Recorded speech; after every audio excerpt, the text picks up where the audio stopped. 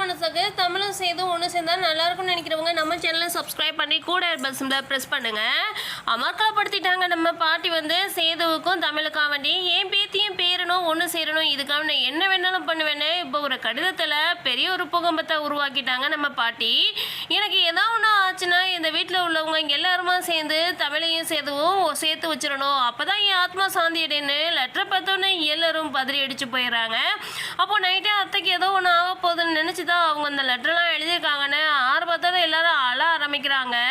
இந்த இடத்துல நம்ம சேதுவும் தமிழும் ஒன்று சேரணுன்னு தான் என் அம்மா இறந்து போயிருக்காங்க.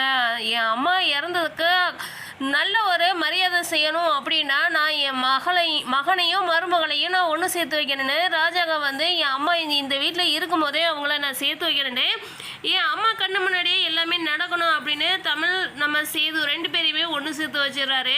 நீ நினச்ச மாதிரியே இந்த வீட்டில் மருமகளா இனி நம்ம தமிழ்ச்செல்வி வாழுவாமா, அவள் குழந்தையும் நல்லா பெத்தடைப்பா, இது ஓ மேலே சத்தியன்னு நம்ம ராஜாங்கம் சத்தியம் பண்ணவுடனே நம்ம பாட்டி படான்னு கண்ணு முழிச்சிடறாங்க. எல்லாரும் ஷாக் ஆகுறாங்க.